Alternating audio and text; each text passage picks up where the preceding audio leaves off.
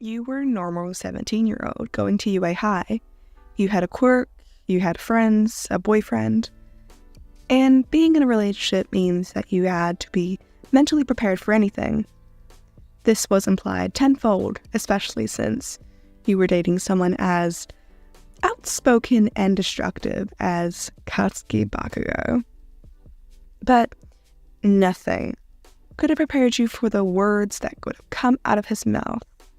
One day, after school, when the both of you were walking home together, "Oi, dumbass. Listen, my parents, they want to meet you." And with that sentence is how you ended up here. Standing outside of the Bakugou residence on a sunny, bright afternoon. You are anxiety-ridden. You knew a little bit about his parents. He sometimes complained about the, quote, old hag, referring to his mother, obviously. You'd seen her a few times when parents need to be running around the school, and he was exactly like her. He was loud and scary, just like his mother. But his father always seemed to be different. He always seemed to be a little bit shy and quieter when you saw him standing by his loud, obnoxious wife. Your heart beats 100 miles per minute, and suddenly, you pipe up.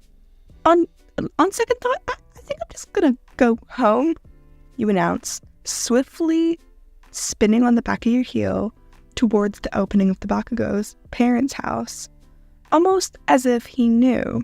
Bakugou quickly takes a hold of your shoulder and effortlessly turns your body so that you would be facing him.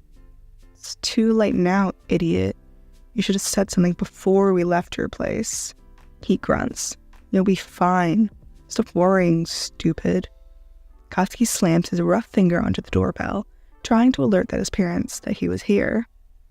Suddenly, the door slams open, a tall woman with her hands placed upon her hips in an assertive manner, which you would assume that's Bakugou's mother, for she adorned the same striking features as their son did, came upon her face. "Katsuki, what the hell did I tell you about pressing the... Her sentence was cut off by an audible gasp as her eyes found your form, slinking away behind Bakugou. "Oh my, move it, Katsuki," she says, easily shoving her son out the way. "Oi," he calls out, but she effortlessly ignores him. "Oh, why, it's so nice to meet you, finally," his mother says, slinging her delicate arms around you in an embrace. "I've heard so much about you." You blink a bit confused. You have? You look up at her with your big, youthful eyes. The woman was way nicer than you had originally thought she would be.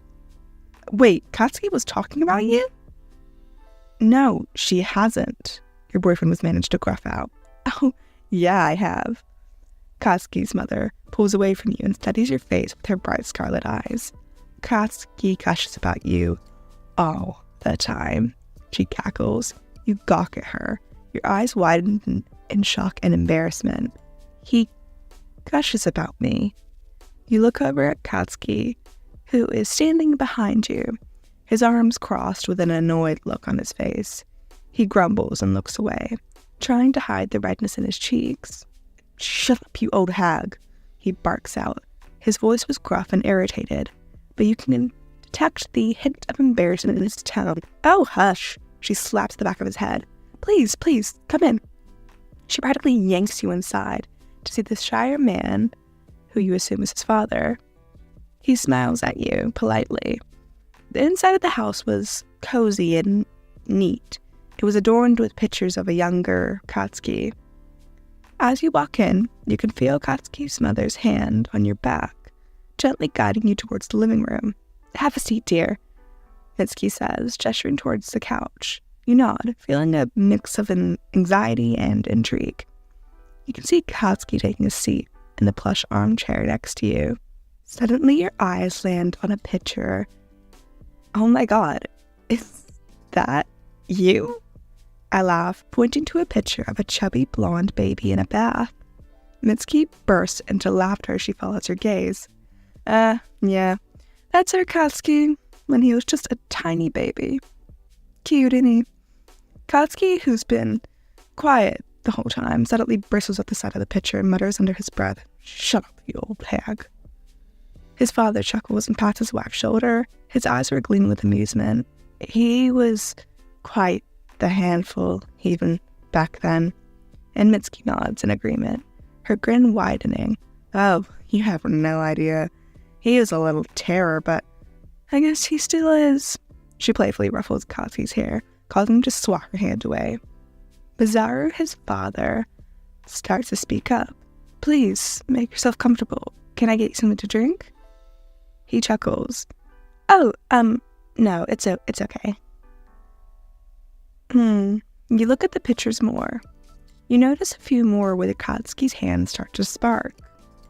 "When did he get his quirk?" you ask. He chuckles. "Oh, it was quite early. Maybe he was only 4 years old when his quirk manifested." Katsuki scoffs. "Yeah," crossing his arms and grumbling. "I was a prodigy from the start." Mitsuki rolls her eyes and chimes in. "I don't listen to him. He was just a little firecracker with explosive hands." The conversation continues, with Mitsuki and Masaru sharing stories about how Katsuki's childhood adventures. You can't help but notice how animated they are, especially Mitsuki, who seems to absolutely relish in embarrassing her one and only son. Katsuki huffs and mutters occasionally, trying to maintain his usual gruff demeanor. But you can see the twinge of embarrassment on his face. Katsuki pulls on your arm, indicating that it was time to leave. It had been a few hours. "Come on, I gotta head back before curfew," grunts out, his tone not quite as harsh as it usually is. Mitsuki and Masaru wave goodbye, with Mitsuki calling out behind you.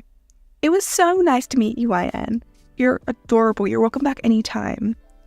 His mother all but shouts, as his father just waves silently beside her. On your way back to the dorms, Katsuki was uncharacteristically quiet. He walked a few steps ahead of you, and his hands stuffed deep into his pockets. Eventually, you decide to break the silence. "So, you talk about me to your parents?" You tease. You chuckle, enjoying the rare sight of a flustered Katsuki. His ears even tinted red. "It's okay, you know. You can admit it." Katsuki looks at you, his expression a mix of annoyance and embarrassment. "Shut up," he grumbles, attempting to seem unbothered. "Aw, Katsuki, you're secretly a sweetheart," you tease, poking him in the arm. He scowls, but there's a slight hint of a smile playing at the corner of his lips. "Shut up, idiot," he barks back, his tone lacking its usual bite. Maybe this wasn't so bad. As he continued to walk, the air between the two of you started to become a bit thicker. The tension kind of randomly started to build. The sky above you changes color. It was transitioning from a pastel blue to more of a deep indigo, with the stars beginning to twinkle into the night sky. You two should probably hurry back. But like Katsuki could read your mind, he does the opposite. He slows his pace slightly, falling into the steps beside you. He gazes at you from the corner of his eye, a hint of pink creeping up onto his cheeks again. You can feel his hand brushing gently against your own as you walk, the warm contact sending a shiver down your spine. The silence between the two of you is almost thick. You could cut it with a knife.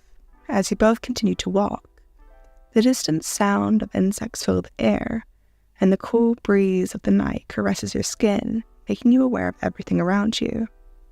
Katsuki glances at you. His expression was a bit unreadable in the dim light. His hand continues to graze against your own, and suddenly, he makes a bold move and intertwines your fingers with his. His grip was firm yet somewhat gentle. Your heart pounded in your chest as you feel the unexpected gesture. Katsuki's hands feel warm against your own, and you can feel the calluses on his palms from years of training and using his own quirk. He tugs on your hand slightly, pulling you towards an isolated park area nearby, where the trees were casting shadows among the grass, creating a secluded and intimate atmosphere. Katsuki halts his steps and turns to face you. His expression was intense in the dimly lit surroundings. The glow of the distant streetlights cast a soft, almost ambiance upon your guy's features, making him look even more striking than he usually did. He takes a step towards you, closing the gap between the two of you. His free hand begins to move up to cup your cheek. His thumb gently traces the contour of your face. Your breath hitches in your throat at his touch. Your senses heightened at the proximity and intimacy of the moment. The world around you seems to melt away, leaving only the two of you in your own little bubble. Katsuki's gaze locks upon your own, his scarlet eyes filled with a mixture of intensity and vulnerability. He leans in closer, his lips only inches away from your own. His breath is warm against your skin, sending a wave of heat coursing throughout your body. You can hear the faint sound of his own heartbeat, the erratic rhythm mirroring your own. "You're a pain in the ass. You know that?" Katsuki mutters out. His voice was low and gruff, yet tinged with a slight affection. "And you're hot-headed and stubborn and idiot," you joke back, unable to keep the hint of a smile from curving onto your lips. Katsuki's grip tightens on your hand. "Yeah, well, you're the one who chose to put up with me," he counters, pulling you even closer, a smirk tugging his lips as well. His gaze roams your face, lingering on your lips. The tension between the two of you was electric, each small touch sending sparks of electricity down your spine. Your lips meet for the first time. The kiss was soft at first, as if Katsuki was just testing the waters. His tongue grazes gently against your bottom lip, a silent request for access, and you oblige. Parting your lip as the kiss deepens. His hand buries itself in your hair, angling your head to meet his perfectly, as if he tried to be as gentle as he explores his mouth. You can almost taste the hint of a spicy sweetness signature to Katsuki. Your mind is a tangled thought of emotions. All of them were centered around the way his lips feel against your own, the way his tongue moves against yours, the warmth of his breath and the roughness of his skin. It's all almost overwhelming, yet at the same time, the way his hand meets the nape of your neck and just puts the right amount of pressure, keeping you close. You just can't bear the thought of letting him go.